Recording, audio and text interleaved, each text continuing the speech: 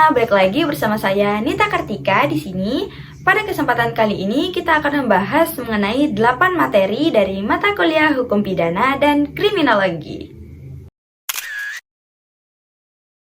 Oke, teman-teman sudah melihat tadi yang pertama itu ada urgensi. Jadi di sini urgensi dari mata kuliah Hukum Pidana dan Kriminologi itu tidak jauh-jauh dari kompetensi yang harus kita miliki sebagai calon seorang guru. Ayo kita sebut sama-sama teman-teman. Di sini yang pertama ada kedua, ketiga, dan yang terakhir.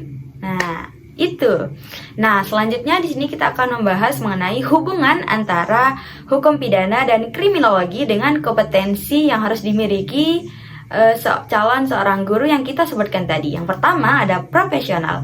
Kita sebagai calon seorang guru sebelum masuk mengajar itu harus sudah menguasai materi yang akan kita sampaikan. Kalau di PPKN itu kita harus menguasainya terutama dalam hukum dan norma, supaya nanti kita bisa memberikan contoh yang dekat serta mudah dipahami oleh peserta didik. Nah, selanjutnya yang kedua itu ada pedagogik. Kita sebagai calon seorang guru juga dituntut atau harus kreativitas dalam menyampaikan materi di dalam kelas, supaya nanti peserta didik itu tidak mudah bosan dalam mendengarkan materi yang kita sampaikan. Yang ketiga di sini ada kepribadian. Kita sebagai calon seorang guru juga harus bisa menjadi role model atau menjadi tauladan yang baik kepada peserta didik. Karena dalam lingkungan sekolah, kita sebagai seorang guru itu akan menjadi contoh supaya peserta didik mengikuti apa yang kita lakukan. Jadi kita harus bisa menjadi tauladan yang baik. Yang keempat di sini ada sosial. Kita sebagai calon seorang guru juga harus mampu untuk berinteraksi terutama dengan peserta didik, orang tua, dan juga lingkungan kerja. Bayangkan kalau kita tidak berkomunikasi, bagaimana kita akan menyampaikan materi, bagaimana nanti kalau ada masalah, dan lain sebagainya. Jadi tentu saja komunikasi itu sangat penting, teman-teman. Selanjutnya, di sini kita akan membahas mengenai hubungan antara hukum pidana dan kriminologi. Jadi di sini hukum pidana dan kriminologi itu saling melengkapi. Hukum pidana itu bersifat normatif, yaitu membentuk peraturan dan juga sanksi. Sedangkan kriminologi itu adalah ilmu yang mempelajari mengenai penyebab-penyebab terjadinya kejahatan. Jadi kedua hal ini itu saling melengkapi.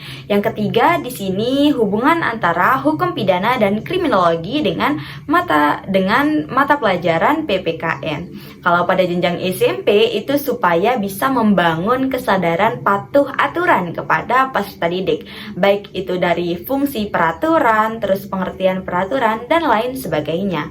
Nah, kalau pada jenjang SMA itu supaya bisa melatih cara berpikir kritis kepada peserta didik, supaya mereka bisa mampu melihat atau menyimpulkan kondisi politik yang ada di negara kita. Dan juga pada jenjang SMA ini kita mengajarkan supaya peserta didik bisa memahami apa saja peraturan dan juga hukum yang ada di negara kita. Selanjutnya kita akan membahas mengenai materi yang kedua, yaitu konsep dasar mata kuliah hukum pidana dan kriminologi. Nah, yang pertama kita akan mulai dari pengertian terlebih dahulu. Jadi teman-teman, pengertian dari hukum pidana itu adalah aturan yang mengatur mengenai perbuatan yang dianggap melanggar hukum. Nah, sedangkan kriminologi itu adalah ilmu yang mempelajari atau menelaah mengenai tindak kejahatan, terus pelaku, serta penyebab-penyebab apa saja sehingga kejahatan itu terjadi. Sedangkan tujuannya di sini ada 3. Yang pertama itu ada keadilan. Di sini keadilan ini itu untuk menjamin setiap orang mendapatkan haknya sesuai dengan prinsip keadilan distributif dan prinsip keadilan komutatif. Yang kedua di sini ada kepastian. Kepastian ini itu untuk memberikan kejelasan kepada warga negara atau masyarakat tentang hak dan kewajibannya. Yang ketiga, di sini ada kemanfaatan. Aturan-aturan yang dibuat di negara kita di sini tentu saja untuk memberikan rasa aman dan nyaman kepada warga negara atau masyarakat. Selanjutnya di sini ada fungsi. Fungsinya itu ada dua. Yang pertama sebagai social control. Social control ini sebagai pengendali sosial dari perilaku dalam masyarakat supaya tetap sesuai dengan nilai dan norma yang berlaku di negara kita. Yang kedua di sini ada social engineering. Di sini social engineering ini sebagai upaya untuk mengarahkan atau merekayasa perubahan perilaku terhadap masyarakat atau manusia. Nah, selanjutnya itu kita akan membahas tentang sifat. Jadi sifat dari hukum pidana dan kriminologi itu bersifat publik, yang dimana mengatur antara hubungan warga negara dan negara. Selanjutnya di sini mengenai jenis hukum pidana. Jenis hukum pidana kalau berdasarkan bentuk itu ada dua, yaitu kalau berdasarkan substansi atau isi juga ada dua. Nah, berdasarkan sumber juga di sini ada dua. Nah, yang terakhir itu ada berdasarkan wilayah ada tiga. Halo semuanya, selanjutnya di sini kita akan membahas mengenai materi yang ketiga, yaitu sejarah dari hukum pidana yang ada di Indonesia. Jadi di sini apakah teman-teman mengetahui bahwa hukum pidana yang ada di negara kita itu tentu saja melewati berbagai macam masa juga. Di sini masanya itu ada tiga. Yang pertama ada pada masa kerajaan, yang kedua ada pada masa penjajahan, dan yang ketiga ada pada masa awal kemerdekaan. Kita akan membahas yang pertama terlebih dahulu. Kalau pada masa kerajaan itu terjadi pada masa kerajaan Hindu-Buddha, di mana pada kerajaan Hindu-Buddha hukum pidana itu dinamakan Nah, yang kedua itu ada kerajaan Islam. Kalau kerajaan Islam itu lebih dipengaruhi oleh ajaran Islam seperti selanjutnya kita akan masuk ke masa penjajahan. Kalau pada masa penjajahan di sini dimulai dari penjajahan VOC yang terjadi mulai dari tahun Setelah masa penjajahan VOC, di sini kita semua mengetahui bahwa Indonesia atau negara kita itu pernah dijajah oleh Belanda. Nah, dalam penjajahan itu juga Belanda menerapkan hukum pidana pada masa awal penjajahan Belanda, yaitu yang terakhir juga ada pada masa penjajahan Jepang, yang dimana hukum pidananya di sana dulu adalah Yang ketiga di sini itu ada pada masa pasca kemerdekaan. Yang pertama itu ada pada awal kemerdekaan. Yang kedua ada pada masa Orde Lama. Yang ketiga ada pada masa Orde Baru. Yang keempat ada pada masa Reformasi. Dan yang terakhir ada pada masa KUHP nasional yang akan mulai berlaku secara efektif pada tahun 2026. Halo teman-teman semuanya, selanjutnya di sini kita akan membahas mengenai materi keempat, yaitu asas dari hukum pidana dan implementasinya dalam KUHP. Di sini apakah dari teman-teman ada yang mengetahui berapa banyak asas? Oke, saya sebutkan saja. Asas hukum pidana itu ada 5. Yang pertama ada asas legalitas, yang kedua ada asas teritorial, yang ketiga ada asas nasional aktif, dan yang keempat ada asas nasional pasif, dan yang terakhir itu ada asas universal. Oke, di sini langsung saja kita membahas asas yang pertama, yaitu asas legalitas. Asas legalitas itu tertuang pada pasal 1 ayat 1 yang menyatakan bahwa seseorang hanya bisa dipidanakan jika perbuatannya itu telah diatur dalam undang-undang. Jadi kalau perbuatan atau tindakannya itu tidak diatur dalam undang-undang, orang atau pelaku itu tidak bisa dipidanakan. Yang kedua di sini ada asas teritorial, yang dimana asas teritorial ini berdasarkan lokasi terjadinya perkara. Contoh, misalnya terjadi sebuah pelanggaran di wilayah Indonesia yang dilakukan oleh orang luar negeri atau orang asing. Tetap saja orang luar negeri atau orang asing ini itu harus tetap tunduk pada KUHP yang berada di Indonesia karena dia melakukan tindak atau kejahatan di Indonesia. Yang ketiga, di sini ada asas nasional aktif. Asas nasional aktif di sini dilihat berdasarkan pelaku kejahatan. Warga negara Indonesia itu akan tetap dikenai hukum pidana Indonesia walaupun dia melakukan pelanggaran atau kejahatan di luar negeri, seperti yang diatur dalam pasal. Yang keempat, di sini ada asas nasional pasif, yang dimana asas nasional pasif itu bertolak belakang dengan asas nasional aktif. Dimana kalau asas nasional pasif itu dilihat berdasarkan korban. Warga negara Indonesia itu dapat menuntut pelaku jika korbannya adalah warga negara Indonesia, walaupun kejahatannya itu terjadi di luar negeri, seperti yang diatur dalam KUHP.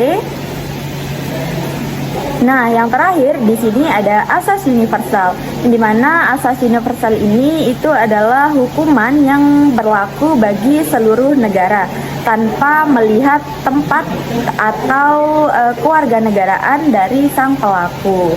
Nah, di sini contoh kejahatan dari asas universal itu seperti genosida, perdagangan manusia, teroris, dan lain sebagainya.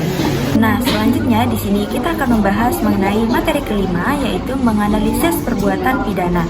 Jadi, teman-teman, perbuatan pidana itu adalah tindakan yang dilarang oleh undang-undang pidana serta diberikan hukuman bagi siapapun yang melanggarnya.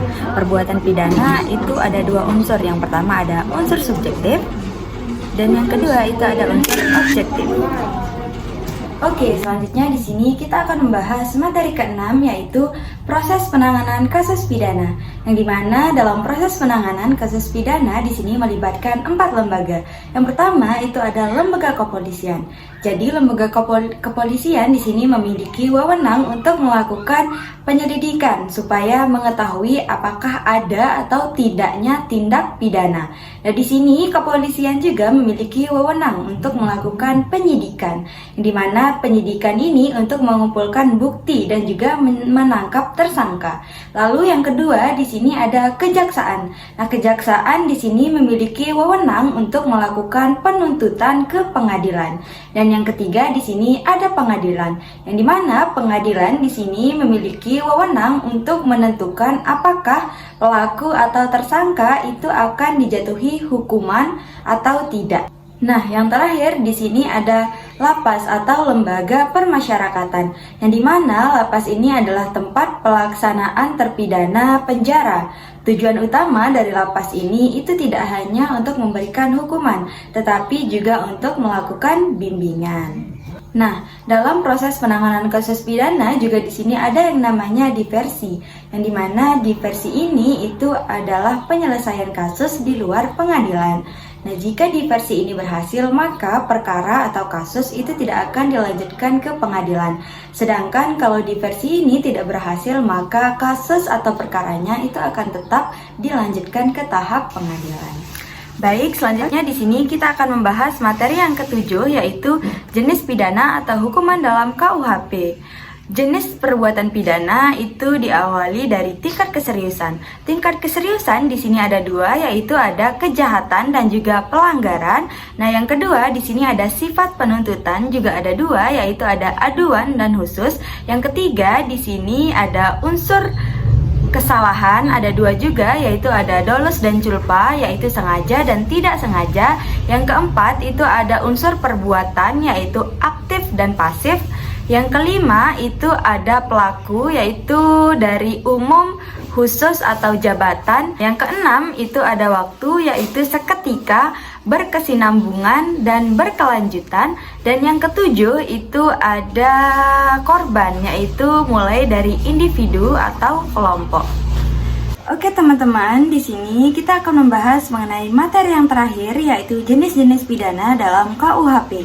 yang dimana jenis-jenis pidana dalam KUHP di sini ada dua. Yang pertama itu ada pidana pokok dan yang kedua ada pidana tambahan. Yang dimana pidana pokok itu adalah hukuman utama yang dijatuhkan kepada pelaku tindak pidana. Sedangkan pidana tambahan itu adalah hukuman yang bisa dijatuhi secara bersamaan dengan hukuman pokok, tergantung dari kasus atau perkaranya. Nah, selanjutnya di sini kita akan membahas mengenai perbandingan antara KUHP lama dengan KUHP baru.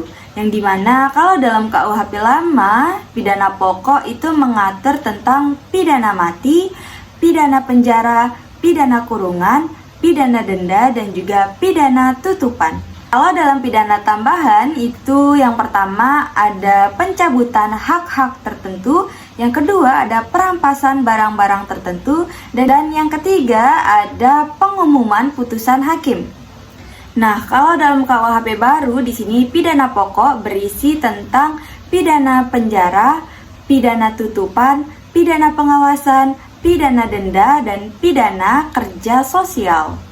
Nah, kalau dalam pidana tambahan di sini ada pencabutan hak tertentu, perampasan barang-barang tertentu, pengumuman putusan hakim, pembayaran ganti rugi, pencabutan izin tertentu, dan keenam di sini ada pemenuhan kewajiban adat. Nah, perbedaan utama dari KUHP lama dan juga KUHP baru di sini itu ada pada KUHP baru, yang dimana dalam KUHP baru itu ditambahkan pidana khusus. Pidana khusus ini berisi tentang pidana mati yang dijatuhkan dengan masa percobaan. Sedangkan dalam KUHP lama itu tidak ada yang namanya pidana khusus. Baik teman-teman, mungkin hanya itu saja penjelasan materi dari materi yang pertama hingga materi yang ke-8 dari saya, Nita Kartika. Sekian dan terima kasih. Kalau ada salah, saya mohon maaf. Wassalamualaikum warahmatullahi wabarakatuh.